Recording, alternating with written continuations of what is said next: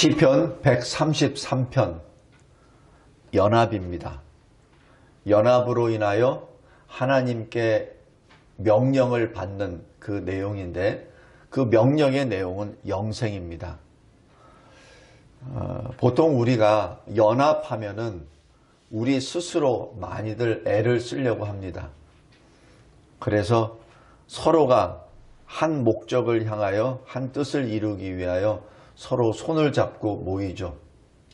그런데 인간이 하는 연합 중에 인류 역사상 여태까지 성공되고 이루어진 것은 하나도 없습니다. 연합해보자고 하면 할수록 더욱더 분열이 나오고 싸움이 나오고 전쟁이 나타납니다.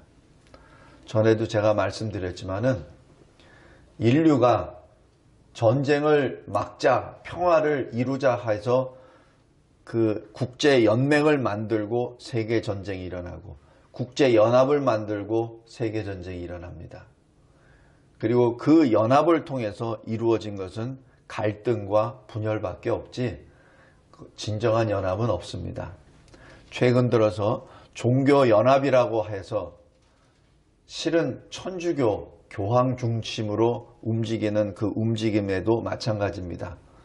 우리 세상에는 WCC라고 말을 하는데 실은 뒤에서 천주교 교황의 세력이 움직이고 있는 겁니다. 그런데 그 연합을 통해서 모든 것에 평화를 이룬다고 하는데 그 자체도 거짓말입니다. 왜냐하면 인간이 만든 종교로 하나가 된다고 해서 평화가 일어나는 거 아닙니다. 종교는 사람이 만든 거예요. 유일한 종교, 하나님이 세우신 종교는 기독교 하나입니다. 그래서 기독교를 무너뜨리기 위하여 거짓 기독교, 유사 기독교들이 일어나서 같이 힘을 합해서 하나가 되자고 하는 것이 WCC입니다. 다시 말씀드립니다. 거기에 대해서 가장 핵심적으로 그 모든 지표를 지시하는 것이 교황입니다. 교황은 적그리스도입니다. 결코 인간이 만든 종교나 인간이 만든 어떤 연합 세력으로 이루어지는 건 아닙니다. 지난번 북경에서 올림픽을 할 때도 원 차이나 그거죠. 그것은 세계를 하나로 묶겠다는 얘기입니다. 언뜻 보면은 좋습니다. 모든 이념을 초월하고 국경을 초월하고 하나의 연합을 이룬다는 게 좋은 것 같으나 그러나 그것은 전 세계를 공산화시키겠다고 하는 그 전략의 한 간판일 뿐입니다. 성도 여러분, 우리가 이 마지막 때 땅에서 올라온 짐승, 바로 거짓 종교들입니다. 그리고 바다에서 올라온 짐승, 거짓 정치 세력들입니다. 정치 세력의 그 중심은 하나님이 되어야 됩니다. 그런데 그들은 자기 자신들의 이익을 위하여 세계를 움직이려고 하죠. 대표적인 것이 공산주의, 사회주의 국가입니다. 꼭 명심해 주시기 바랍니다. 오늘 여기 시편 133편 1절에 보라 형제가 연합하여 동거함이 어찌 그리 선하고 아름다운고 라고 지금 다윗이 고백하는 것은 다윗이 왕으로서 분열된 12지파를 이제 하나로 묶어서 통일 왕국을 세우고 이제 성전으로 올라가는 그 노래를 부르는 겁니다. 물론 성전은 이 다윗의 아들 솔로몬이 건축을 하죠. 그래서 여기에서 성전은 다윗이 믿음의 눈으로 앞으로 지어질 성전을 바라보며 언약궤를 바라보며 올라가는 노래라고 보는 것이 타당합니다. 형제가 연합하였습니다. 어떻게 연합하였죠? 다윗이 아닙니다. 그 연합의 근거는 하나님 신앙입니다.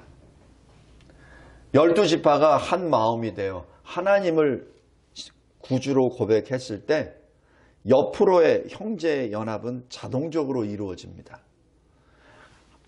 동일하신 하나님께 신앙 고백을 했기 때문에 그 형제들이 12지파가 되었던 1200지파가 되었던 문제가 안 된다는 얘기입니다. 연합의 근거는 오직 하나님을 믿는 그 신앙입니다. 그래서 그 연합되어 같은 지붕 아래 동거한다는 얘기는 그냥 이 눈에 보이는 이스라엘이라는 나라에 동거한다는 그 의미보다 하나님을 믿는 그 믿음 안에 같은 형제로 모였다는 것이죠. 신앙의 연합, 신앙의 하나됨을 말합니다. 그것이 선하고 아름답다라고 기록합니다. 이 선하다, 아름답다라는 표현은 하나님으로부터 온 거예요. 창세기 1장에 하나님께서 빛을 창조하시고 하나님 보시기에 좋았더라라고 하는 그 좋았다는 그 표현이 바로 선하다라는 표현입니다. 그리고 모든 피조물이 하나님의 창조 역사를 노래하죠. 왜? 아름답게. 그래서 이 선하다, 아름답다는 것의 출처는 하나님이십니다. 그래서 하나님을 향한 동일한 믿음으로 말미암아 12지파가 이제는 하나가 되었습니다라는 선언입니다. 두 번째, 보배로운 기름이 아론의 수염에 흘러서 옷깃까지 내림과 같다라고 얘기하는데 여기서 기름은 지금 요즘 말하는 향수를 말합니다. 향수가 넘쳐서 이 수염으로 내려서 어깨, 옷으로 내려갑니다. 바로 하나님의 은혜의 역사입니다. 은혜는 위에서부터 밑으로 내려갑니다. 은혜가 충만했을 때 그것이 흘러 넘칩니다. 우리가 성령 충만했을 때 우리 옆에 있는 성도들에게 성령의 충만함을 함께 나눌 수 있게 된 거예요. 은혜가 충만할 때 그 은혜를 나누게 됩니다. 제가 여기 설교하기 전에 하나님께 기도하는 게 그거예요.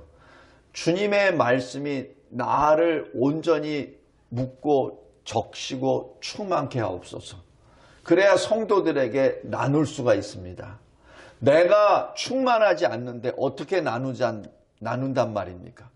나의 말씀의 은혜가 나의 온 영과 육을 덮치고 넘쳤을 때 그것이 성도들에게 넘어가는 것이죠. 그와 똑같은 원리입니다. 오늘 여기 2절에 보면은 하나님이 주시는 그 은혜의 그 기름이 성령의 충만함이 그의 대제사장 아론, 바로 누굽니까? 하나님의 백성들의 죄를 껴안고 주님 앞으로 나아가 그 죄사함을 간구하고 부르짖었던 바로 대제사장입니다. 그 대제사장에게 하나님의 은혜가 성령이 충만하여 넘치고 넘쳤을 때 그때는 어떻게 되죠? 그것이 주의 백성에게로 임하는 것이죠. 그것이 은혜의 원리입니다. 은혜는 아론이 대제사장이 뭘 얻어서 한 것이 아니라 그냥 받는 겁니다. 그 받을 때 충만함을 받을 때 그 은혜가 백성들에게 들어가는 것이죠. 성도 여러분,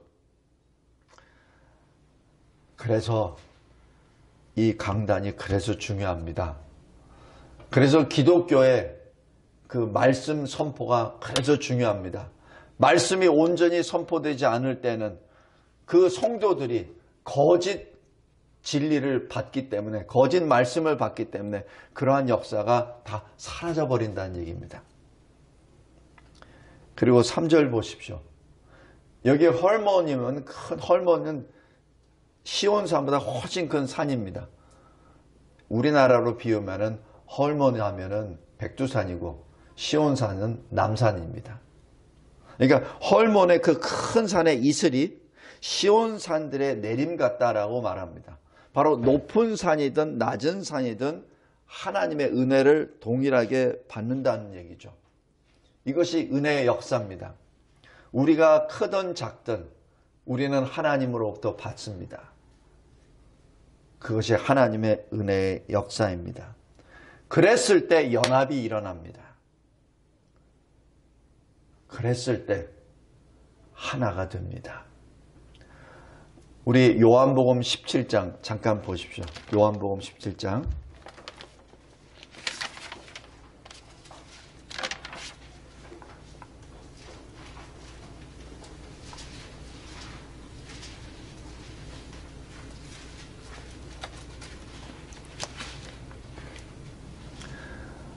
요한복음 17장 21절 보십시오.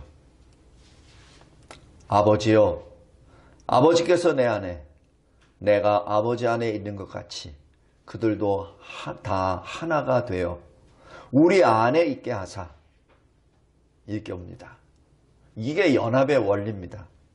하나님 아버지께서 예수 그리스도 안에, 예수 그리스도께서 아버지 하나님 안에 있는 것 같이 우리도 다 하나가 되어, 바로 우리 그리스도인이 어떻게 하나가 되죠? 우리 안에, 우리는 누굽니까? 하나님 아버지와 예수 그리스도죠. 성부 하나님과 성자 하나님 안에 있게 해주세요. 이게 무엇이죠? 하나의 믿음입니다. 한 성령 안으로 묶여지는 것이죠. 여기에 어느 인간의 노력이나 인간의 힘은 없습니다. 없어요. 왜냐하면 인간은 죄덩어리이기 때문에 자기 욕심, 탐심을 추구하는 것이 그 죄인의 특성이기 때문에 같이 하나가 될 수가 없어요. 될 수가 없습니다. 그래서 지금 예수님이 그렇게 기도하시는 거예요. 하나님 아버지, 성부 하나님, 나, 성자 하나님, 예수 그리스도 안에서 하나가 되게 하소서. 이것이 연합의 원리입니다. 그래서 세상으로 아버지께서 예수 그리스도 나를 보내신 것을 믿게 하옵소서. 이게 복음의 전체입니다. 성경의 전체입니다. 성도 여러분, 꼭 기억하시기 바랍니다. 우리가 예수 그리스도 안에서 오직 하나님만을 믿을 때 연합이 되는 거예요. 하나가 되는 겁니다.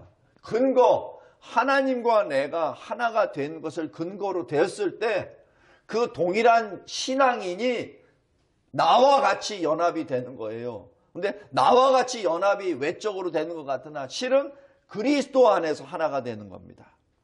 그것이 연합의 원리입니다. 이게 뭐죠? 예수님이 이 지상에서 마지막으로 하나님 아버지께 대제사장으로서 기도한 그 기도 내용입니다. 십자가에 달려 죽으시기 전에 공적으로 제자들 앞에, 우리들 앞에 지금 기도한 내용입니다.